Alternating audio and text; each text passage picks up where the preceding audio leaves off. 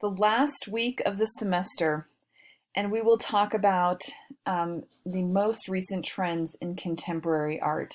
It's a complex narrative. Of course, we are long past one dominant ism, but this plurality is reflective of the contemporary period, where we think about globalism, interconnectedness, complexity, and identity. And we're going to be grappling with this final group of works with notions of sexism, racism, classism, the colonial legacy, and rethinking monuments and memorials. And just to review for a final time here, our module overview and our objectives. We're going to start with Morimuras Portrait, or futago, which means twin in Japanese. And this is a photograph that is recreating a very famous work from 19th century French realism. And that is, of course, Manet's Olympia. It actually seems like an exact recreation, but the figures are actually the same person. And that's where the twin reference comes from, because Morimuro is both Olympia and the servant. He's taking the role of two women. So what does it mean to have the artist also be the object of the gaze? I think it disrupts our relationship to the work. And I think it also comments on how easy it is to falsify images and information. There's these subtle little changes here. The lucky cat as opposed to the spooked cat in Manet's.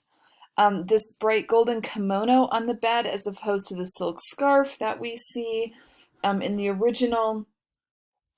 And I think Morimuro is interested in having us unpack the relationship between Japan and the West. He's alluding to the eroticization and feminization of the East that is present in the West. Think about stereotypes and of Asian men being effeminate, being feminine. And so he's I think challenging those preconceived notions here for us, and also thinking about how Japan has appropriated Western pop culture and vice versa. I think ultimately, though, the message here is this idea that identity is fractured. Identity is unstable. We can change our identity depending on the context, depending on our own lives. Cindy Sherman also, I think, deals with this topic in her work, and here we see it play out again. Shireen Nashat is a contemporary exiled Iranian American artist. She's worked in the West since 1974, and she often feels like a woman caught between two different cultures. So when she was growing up in Iran, Iran was ruled by the Shah, who supported liberal social behavior, massive economic changes. Women wore makeup and mini skirts. She leaves for the US in the late 70s, and while she's gone, there's an Islamic revolution that overthrows the Shah, and the new ruler of Iran is the Ayatollah, fundamentalist religious leader, and still to this day in Iran. So Nashat no longer felt anchored to the culture of her homeland, yet she also didn't feel like a Westerner. And this led her to understand and express through art what happened to Iranian national identity, particularly for women. And one of the biggest changes Nashat saw in Iran was that women now wore a head-to-toe black covering called a chador, Chador. It's this loose robe and veil that we see in these photographs here. And it had been abolished since 1936 in Iran, but came back as a requirement for women since 1979. And so in this series of photographs called The Women of Allah, she explores the ideology of Iranian women who were caught up in the religious revolution. And what I think is so fascinating here is the chador is such a loaded image for us in the West. I think it makes us, it feels strange. It feels other, capital O, other. And it's something that is often misunderstood. But then she juxtaposes it with script that covers the figures.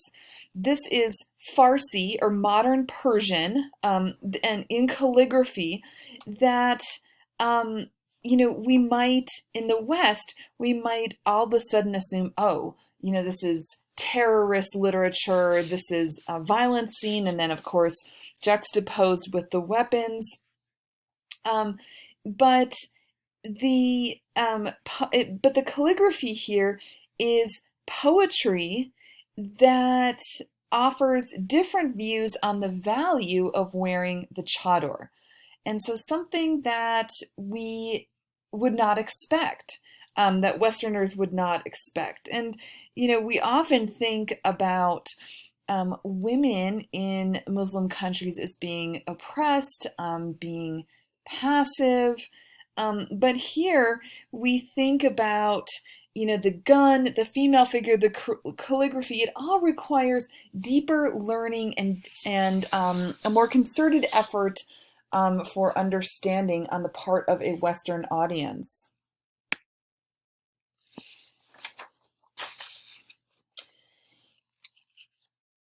In New York, many AIDS graphics were developed for activism as AIDS became AIDS really was the pandemic of the 1980s and 1990s.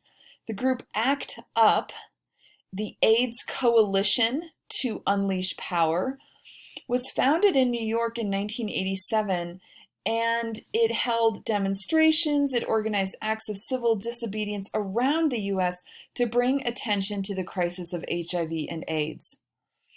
And what we're looking at here are a number of ACT UP and then Grand Fury, which was the ACT UP kind of unofficial propaganda wing, and some of their graphic designs here. These were public artworks carried on placards and demonstrations, printed on t-shirts. They helped to alleviate the AIDS crisis by disseminating safe sex information and also holding elected officials accountable for their inadequate response to the pandemic. Let's take a closer look at Grand Fury's public health campaign here called Kissing Doesn't Kill, Greed and Indifference Do.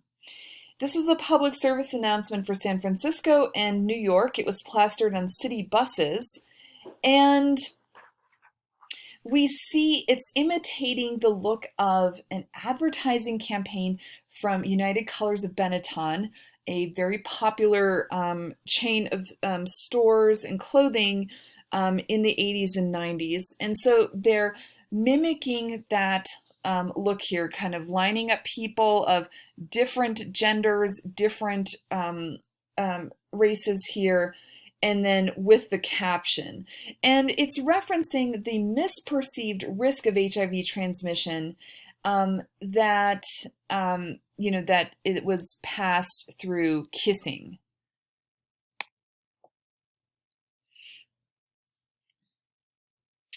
Queer art that references the body by underscoring the absence of the body has a particular resonance in the context of the AIDS crisis. And Felix Gonzalez Torres's Untitled, or Bed's work, combines a really intense personal point of view with the universal associations of comfort and intimacy. So these were 6 black and white enlarged photographs of the artist's empty bed that were posted on billboards throughout New York City in 1991. So public space outside of the museum. There's no text, no explanation, but they just invite viewers to pause and to look. It's so introspective and it's so personal. It really is at odds with how one typically consumes media in public spaces. And this was the kind of personal side for González Torres, is that his partner, Ross Laycock, died of complications due to AIDS that winter. And we see absence here, this empty bed that connotes loss.